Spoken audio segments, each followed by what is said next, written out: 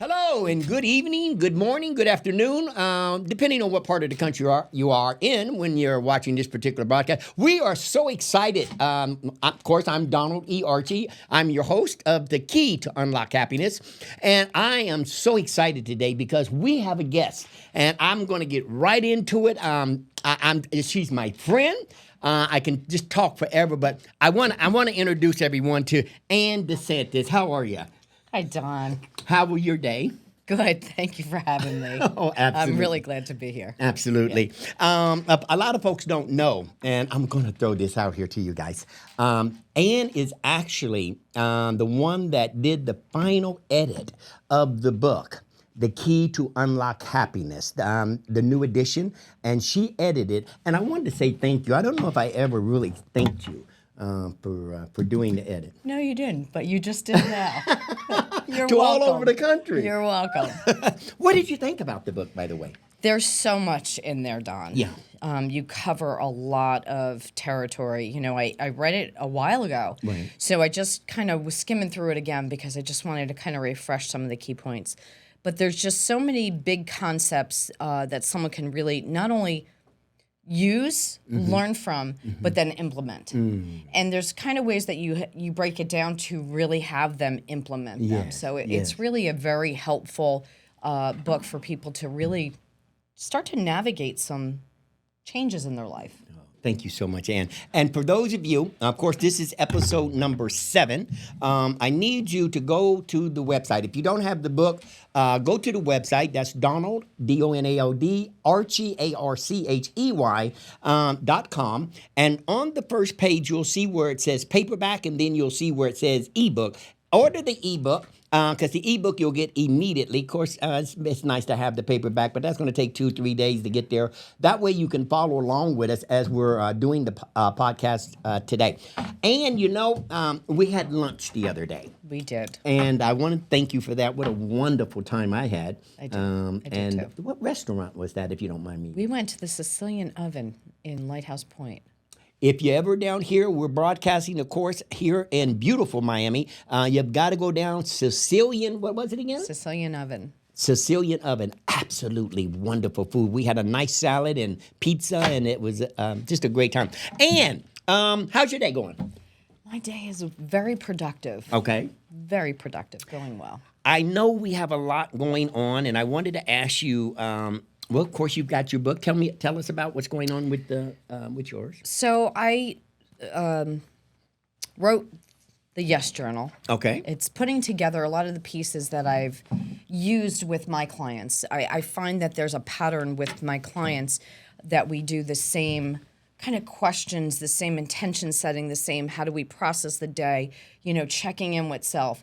So I came up with the journal that it's an easy template, especially for someone that hasn't journaled before. Okay. The prompts are there. Okay. You can see and gauge your progress as you go along. So the Yes Journal is a 3-month template of journal prompts that get you acknowledging yourself and what you do on a regular basis, but affirming yourself. So, yeah, I put that together because it's a useful tool. It's something that I use for my clients. Something I'm always telling them about. So you put it together so it can be used wisely. Is it available? Is it available, or is it coming out? Or It'll be coming out August 15th. Okay. We will have our official launch date. We're just in the final stages of it, and it will be. There can be a pre-order. Okay. How do we do that? The pre-order is Okay. on my website, AnneDeSantisLifeCoach.com. So the pre-order tab is already built in there. Okay. And then, you know, moving forward, we'll navigate where they can go. Fantastic, Anne. You know, I was looking over your autobiography or resume. Resume. It's just full of all sorts of things. And for those of you that don't know, I met Anne. What have we done? About a few years now. Well, we met a year. It's a year now, Don. Yeah, it's a year. And we happened to do work at a company, doing work for a company, and that's how we met. And I did want to. I was just looking at some of the things you do. What all is this? You got degrees. You've got certifications. Tell us a little bit about some of the degrees and the certifications that you have. So I do have a master's in counseling, and I have a postmaster's in counseling as well. It's more of an advanced degree in counseling at an advanced level, that if I move towards my doctorate, I have a lot of those different credentials and credits under my belt. A lot of the certifications that I have really supplement the work and the population that I work with. I am a certified life coach. I believe in credentialing. I believe in accountability. I believe in a code of ethics, and I believe in having a supervisor. So I did want to get certified as a life coach, and I also am a certified peer recovery coach. So for those that are in recovery, substance use, I have a little gambling comprehension in there as well. But those dealing with addictions, I have that certification as a recovery coach as well, how to navigate things. And I also work with families, Yes. understanding addiction. So I'm a family recovery coach. And then I am a grief recovery counselor. So people that have gone through different scenarios, just grief of all types, of actually how to not just talk about it, but how to sort through it, Yes. how to process it. I'm a crisis response counselor as well. So there's a lot of different pieces of my certifications that really kind of bring together to the population, because there's a lot of overlap. The population that I serve, there's a lot of overlap in all of these topics. So just having that higher level of competency when I deal with my clients, that's what and I'm a certified interventionist. Not my favorite thing to do, but again, I wanted to have the proper training and information and credentials to deal with my clients. I understand, because we were talking for lunch the other day, that you might be putting together some type of a workshop. Yes. Can you tell us a little bit about that? Yeah, I've run it's kind of like a vision board workshop. I do feel like the term gets overused, but really it's a life mapping workshop of where people actually take the time to really create what they want, to set their goals. Okay. What do they want in their life this year, the next 5 years, 6 months? So I've done these workshops the past 5 years, and now coming down to Florida. I've been in Florida the past year. I've already facilitated one of the workshops. And what we do is we bring it to the next level. It's not just, cutting out pictures and putting it on a piece of paper. It's really understanding the universal laws and the principles of mindset, key to happiness. Yes. Of how to really not only let these things rise up. You talked about, I'm going to weave this in. You talked about desires in your book. Yes. And a lot of times people think that desires need to be dismissed, but really desires, they're God-given. And God gives us the desires of our heart. So allow those to rise up. And as people are creating the vision board, getting back to the workshop, as they're creating these things, they're literally creating with their own hands. Yeah. So now it becomes kinesthetic, it becomes touch. Now you're engaged at a cellular level. So I teach my, my participants in the workshop not only mindset of when we're doing it, getting centered, getting grounded, and then doing that piece, whatever comes together for them, talking about it, so now they're declaring it and claiming it, and then how to use it as a tool. Yes. So it's a pretty full workshop. It's not a quick, I'm starting to try to reel everybody in after they're getting creative. Right. So it takes a few hours because there's a creative time. So we usually have something to eat, and it's fun, and it's just a lot of fellowship time as well. That's that workshop. That is fantastic, and I want to be a part of that workshop when you have that. I would love that. I would love to join you. And we talked about in the book multiple times that Anne is mentioning now of being goal-oriented, that one must have goals, that you have to have goals, and you set goals. And we talked in the book short-term goals, mid-term goals, long-term goals. Right. Is that essential in your coaching, when you do your coaching? Depends on the client. Okay. It depends on where they're at. It depends on if we're in crisis. Sometimes it is just short-term goals. Okay. Once we kind of get the stabilization and they're in a better place, then we can work on more long-term. Now what's the bigger picture?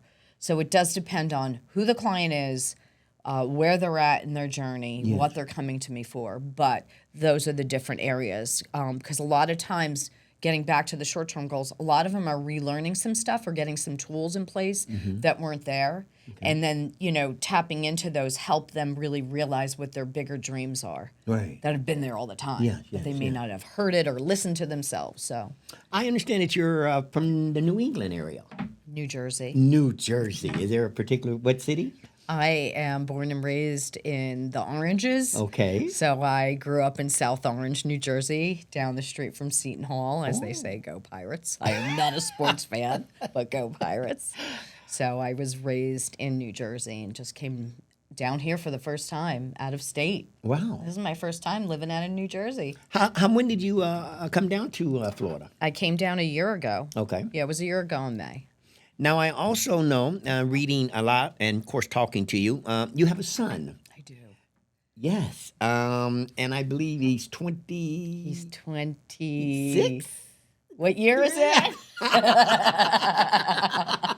He's 26. 26. 26. Okay.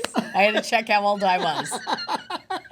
I go by that. Right. He's 26. 26. Yes. That's fascinating because I know you're a single mom. Yes. And I understand that your mother, which would be his grandmother, Yes. played an essential role. Oh, yeah. Can you elaborate on that a little bit? Yeah. When I had my son, Mm-hmm. his father and I decided it wasn't best to stay together. Okay. So, I had him living in my mother's home. Okay. It was a little later in life. I was coming in on 30, and I stayed with my mom, and she really she helped me with everything. She helped me raise him. She really stepped up to the plate and, filling in the gaps because I was trying to work and I was doing my degree. I finished my undergrad. I got my master's, all while living under my mother's roof, and she showed up for a lot. He played ball and he was in scouts and, she really helped. And everywhere we went, they knew me, they knew Grandma. Yes. Because Grandma was there just as much as Mom, sometimes more than me. Yeah. She took him to piano and wanted him to be well-rounded and, so they're quite close. Well, bless you on that. And a lot of you may not know, but Anne, when we opened the tour of the Key to Unlock Happiness tour, we had the opening tour here. It was actually in Fort Lauderdale, Yeah, the Florida. church. And you were there. I was there. What did you think about that event? It was really a lovely turnout. Thank you so much. Yeah, it was the way your church home embraced you and opened up their doors and the support for you. The key players in the church showed up. Yes, It was a well done event. I really enjoyed it. From the beginning, the pre-talk with the kids. With the kids, yeah. That was, it brings tears to your eyes just hearing those children talking about their goals. And it really was a great segue to what you do, Yes. what you wrote about. Yes. But doing that with the kids and then segueing to the adults. And, Don, I have to say, you're a very dynamic speaker. Thank you. You really are. You're charismatic. You're on point. You conveyed much of what your book has to, offer, Yes. and the guidance in it, and you really just bring it to life, bigger than life. Well, that's for all of you. And, we have a new, and I had spoke to you guys earlier. I think we have an event in Atlanta, Georgia, ATL. I believe that's in the end of August, beginning of September. You don't want to miss it. For those of you that's in the Atlanta area, we're coming to Atlanta. You've got to get there. Pass the word out. I'll be there. Dreams, goals, aspiration. That's what we want to talk about. Pick up the book. And I want to ask you, we talked about, it was the 5... I know. I know. Help me on this. The 5... The 5 types of wealth. of wealth. And so many times people confuse wealth, Anne, when it comes to happiness. We have turned, and I've said this many times, we have turned into a society that's materialistic, more materialistic. In order to be happy, society says you have to have a big house and you have to have a 750 credit score and thousands of dollars in a house and in the bank and a picket fence and 2.5 car garage and a dog in order to be happy. Right. And that's not true, is it? Right. It's not true. Yes. We miss the mark when we think that is the only type of wealth that we're chasing. Yes. And my friend, you allude to that in your book when you talk about the 5 levels of prosperity. Yes. Tell me about that because when you got me off guard on that one. You just perked right up. I was going to say, go to the videotape, but if we could go here, because basically you Okay. outline it in your chapter, my friend, and it is, I don't know, the 5 levels of prosperity. But it's spiritual, mental, physical, financial, and emotional. Emotional. Yes. So if you want to talk about those 5 different types, we talk about financially being free, but Yes. financially being free is also mean maybe you have a little bit more time. Okay.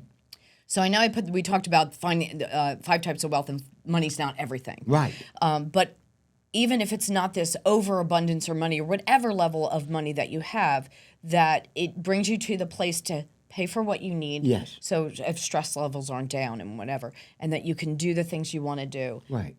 But interestingly, a little caveat is we don't always need money to do everything. The other types of wealth are spiritual. Yes. Where are we grounded spiritually? Do I have a very rich spiritual life?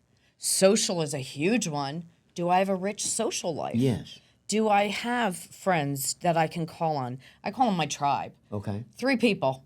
If I have 3 key people in my world, I'm good. So do I have my tribe? Yes. People I can turn to when I have something going on. Who's my phone call if I had a flat tire? Well, thank you, AAA. But if I didn't have AAA, Right. who are my go-to people when, it's all hitting the fan? Right. So that's social. Do I have people that I can go out with, that I can hang out with aside from calling up? Emotional. What is my balance, my stability emotionally? Yes. Do I feel like the world is crumbling if one wrong thing happens? Right. Or do I have this consistency, stability, and skills? So do I have that level of ease in my life emotionally, spiritually? Physically. Physically is always, do I have mobility? Yes. Do I have the ability to move around? Do I even have a simple and clean home? Yes. Or a job that I enjoy going to? So when we start to talk about the 5 types of wealth and abundance, and really looking at, are we rich in these areas? And in the richnesses, and really going back to what you talk about a lot, how do we view it? Yes. How are we viewing Yes. the wealth and the prosperity Yes. in our world? Yes. And that's what you really Yes. start to talk about in there. And you hit on something, because it's the perspective, it's how you perceive things, and we talk about that in the book about you could have a cup of water, and I'll do this, and I'll put a cup, and I'll put the water right in the middle of the cup, fill it up right to the middle, and then I'll ask someone, how much water is in that cup? And one person will say, well, the cup is half empty. Right.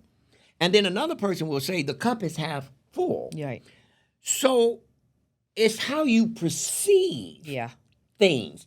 I say things all the time that meteorologist comes on the news and they go, tomorrow's going to be partly cloudy. See, I immediately think, well, if it's going to be partly cloudy, why can't it be partly sunny? Sure. Can you, is that part of this 5?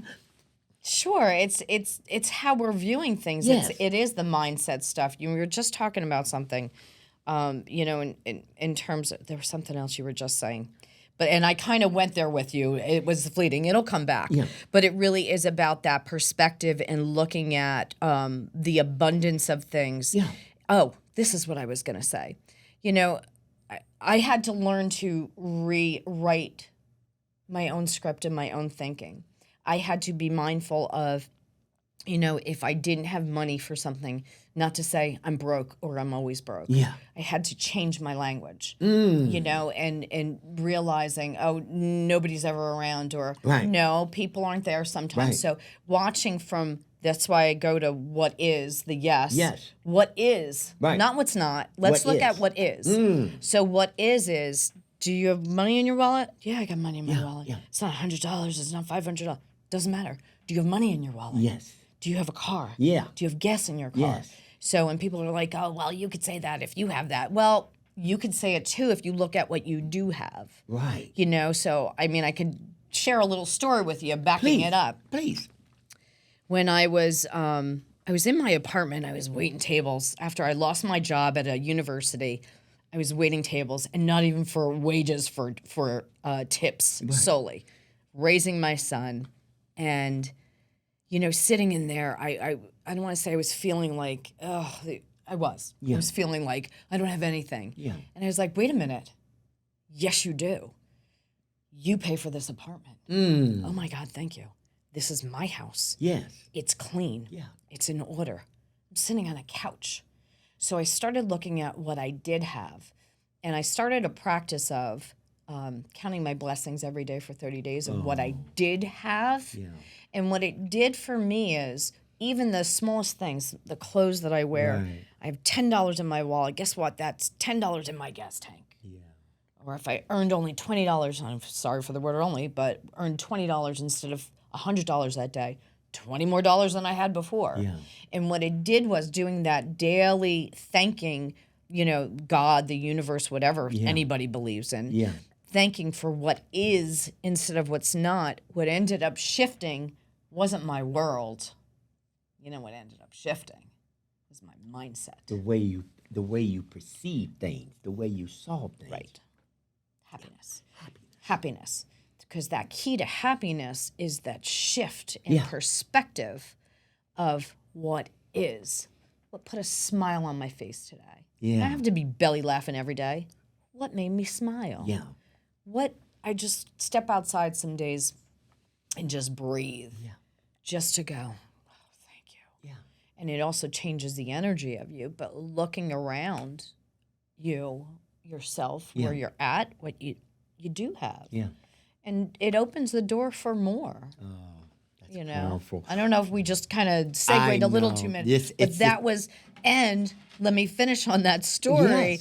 Yes. Doing that, I started to look at what was instead of what wasn't. What was? And that was the year Sandy hit. And when Sandy hit, I ended up getting a better job. Yeah.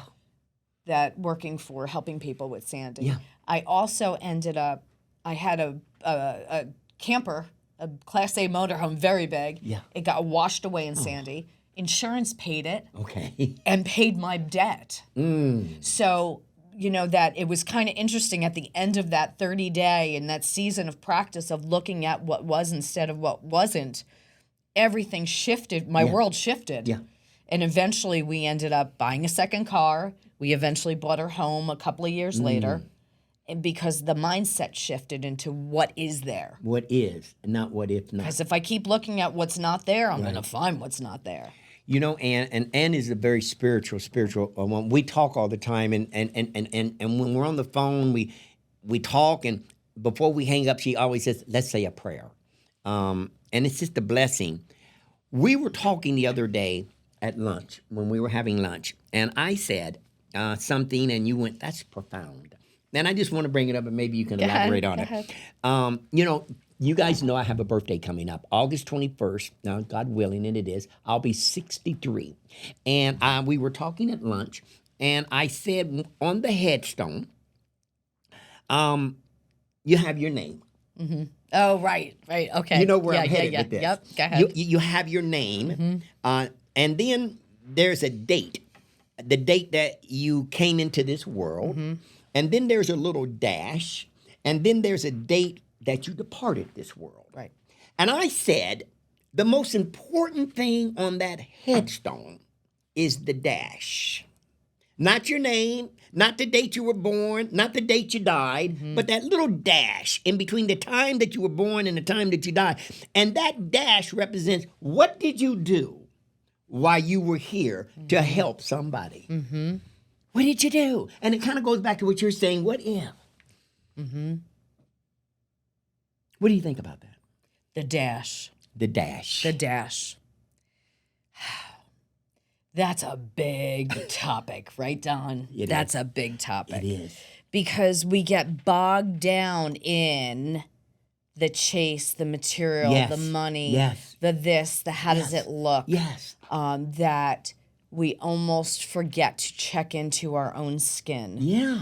And to align with self-truth, true desires. You talk about that. You talk about desires in your book. True desires. Because when we align with that, this is what I found in my journey. When I finally stopped looking at what everybody else was doing, what they thought I should do, what kind of degree I should have, and I finally started operating and doing the healing from the inside out, I found what my purpose was and what my real voice was. Yes. And that's what speaks to other people. Now, this is my journey as a coach, as a life coach. When I operate from that truth, that's what speaks to other people. But what I find with a lot of people is they're always looking at what everybody else is doing or thinking about them, what are they watching me? Yes. That they get so distracted to stay in a line with themselves and to follow the path that they need to follow for themselves. Does that make sense? That does make sense. That makes a lot of sense. Okay. And it goes into the book where we were talking, I think chapter 8, chapter 7, 8, 9, but we were talking about anger. Oh, yeah. That a lot of times this happiness, this elusive happiness that everyone's looking for, because I don't believe anyone, goes to sleep at night before they go to sleep and go, I just can't wait to wake up tomorrow to be miserable. Right. Right. I believe we're all seeking that happiness, but a lot of things happen that you have to let go of the past. I always say failure is not failure to yourself. Failure is failure. Happiness is a state of mind. Right. But I wanted to ask you about this anger because so many things happen in our lives that we have a tendency to hold on to. Right. And let go. And I know when you were editing the book, you did a lot of editing in that arena. Can you help us on that part? On the anger part? Yes. On terms of how to process? How does it stop us? In order to get to that happiness, you got to let go of the past, of past hurt, past harm, right. and that anger that comes with it. Here's, I want to say, the disservice of, this is the importance of having someone help you sort through the resentments, the old hurts, the old wounds. Yeah. It's not just about rehashing them. Yeah. It's about looking at them from what they were, seeing our choices that we made to choose to have that in our life. Yeah, we play a part. Choose to not let go of someone that didn't want to be with us and needed to move on, and now why are you hurting me? Like, they wanted to go. Yeah. Letting go of, it's not just letting go, it's sorting through what exactly did I feel? What was going on? What it's not always what part I play, because sometimes we are a victim of certain circumstances. Did I play a part? If so, what was my part? What did I choose in this? And it's properly sorting it so that we can put it in its right place so it gets released. Because if we go, no, don't be mad, all we're doing, you ever shove a bunch of cotton balls in a jar? Do you ever shove a whole bunch of cotton balls in a jar? I've never done it. Okay. Shove a whole bunch of cotton balls in a jar. You try to get the lid on. The minute you take that lid off, they're all popping out. So that's what happens with anger and other emotions when we don't sort through them and allow them to have their natural process of what is it? What do I need to feel? Do I need to do anything? Do I need to address this? How do I rectify it? So that I can move on. It's not there to be a victim or stay stuck. It's let me sort through it so that I can take from it what I need, which is, I'll recognize that personality next time and not go there again or expect them to be different. So it's learn from it so that I can move forward. Yes. And in that, when our voices get heard, that anger kind of subsides. There's a saying, our secrets die in the light of exposure. Ooh, and when we get things out, what it allows is it's like a monster in the closet. We keep trying to close the door on that monster, and it's popping out like the cotton ball analogy. But what we really need to do is open the door and go, what do you need to say? What happened? Oh, my. What do you want to do? Yes. Do we need to do anything? How do we move forward?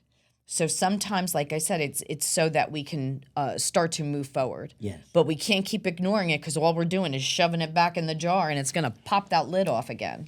Anne, an analogy that I use from time to time in our seminars, when you come to the seminar, and I'll use this. When you're driving, the windshield is this big, but your rear view mirror is this big. Why is the windshield this big and the rearview mirror is this big? Why is that? And I use the analogy that because it's more important on where you're going than where you've been. Right. But when we keep carrying where we've been, with us. With us. It's time to unpack the trunk. That's why it's in back of us. Right. Let it go. But your tail is like dragging. So it's time to open it up. Yeah. See what you need to keep. Yeah. See what needs Yeah. to go. So you lift and you can move forward. But that's the whole part, Yeah. I mean, I can hear a lot of different sides of this. And some people absolutely, I have some clients that absolutely refuse to unpack the past. It is your journey. It is your call. Fine. Yeah. That's okay. Yeah. But when we keep, carrying that same burden, boulder, whatever you want to call it, that's only weighing us down, at some point we got to go, why am I doing that? Einstein spoke about this in his own way. He said doing the same thing over and over again and expecting different results is walking on the line of insanity. Right. Well, that's something, and I'm very open about being a woman in long-term recovery. That's something we talk about in recovery all the time. Oh, my. Insanity is repeating that same mistake, Yes. expecting different results. Yes. And once upon a time, I had my own mentor. She said, make a new mistake. And Well, I was like, there you "What?" go. I love It's that. like, it could be a mistake. It might not be a Right. mistake. It's not what you did before. It might be something different. And something different is no longer shoving anger in, but letting it out in the moment that you can be heard, do it respectfully, Yes. and then eventually some of the old ones will get sorted out, or you can sort them out. My parents, and bless their souls, taught me at a very young age about this in a roundabout way. I must have been about maybe 6, 7. And Mom would say, when she's cooking in the kitchen, now, don't get close. And we had the gas stoves back then. And you turn the knob. She said, don't stick your finger in that flame because you will get burnt. Well, when she would leave the room, of course, I had to try. So I would stick my finger in there and go, oh! But I go, well, maybe if I stick my finger from this side. You're just telling me a lot about you right now, Don. It won't burn me. Oh, and I do it again. But that's that insanity. But at least I wasn't sticking it at the same spot. So you were making a new mistake. You were trying. It's navigating. You were navigating the situation. Okay. Very creative. Very creative. But I learned that when I was a child, doing the same thing over and over again and expecting different results is insane. The other thing I wanted to talk to you about, I know we're running out of time. I'm just loving this. I'm so happy. Thank you so much for coming. Yeah, this is fun. I wanted to ask you one other thing. Mm-hmm. What do you think we can do in this book that will help people? What do you think? The key to unlock happiness as we end. What do you think that you could tell them, because you edited this book, that will inspire them and motivate them to take action, to move forward, and to find that elusiveness, happiness that we've all been looking for? Well, here's the piece. Knowledge without application are just words. Yeah. What they take from it, or what resonates the most for anyone at that moment, is what they need. Yeah. So taking the pieces of what resonates and applying it, and continually applying it, and consistent practice until, and I always talk about, it's like the needle. We don't want to go from 0 to 100. We want to move the needle slowly because we want it to be consistent. Because when we try to go from 0 to 100 and then we go, well, that didn't work, and we go right back to 0, the goal is to keep it moving steadily and consistently and moving in the direction and keeping it there. So whatever works, applying it, Yes. practicing it, and then keep going. I have one of my favorite phrases is what we do no matter what. Keep going no matter what. That didn't work. You didn't work it long enough. Keep going no matter what. I don't feel like it today. That's okay. Do it no matter what. Then do it tomorrow. So it's applying it, learning it, implementing it, practicing it, knowing it, living it. And then you keep going. Listen, I'm just overwhelmed. I'm excited. We're almost out of time. And it has truly been a pleasure. I am just blessed and fortunate that not only are you a colleague of mine, you're my friend. And I really appreciate all the insight. I appreciate definitely you editing the book, the final edition. You did it. Thank you so much. You're welcome. For those of you, this is episode 7. And like Ann said, what was that final thing that you just said? No matter what. No matter what. No matter what. I always say, keep the faith. Never surrender your dreams. Never give up. Never say never. It's not over until you stop breathing. When you fail, and failure is not failure till you accept failure as failure. Success is success when you accept success as success. It's a state of mind. Keep the faith. Don't surrender. Never give up. Never say never. And we'll see you next time. Thank you, Ann. Thanks, Don.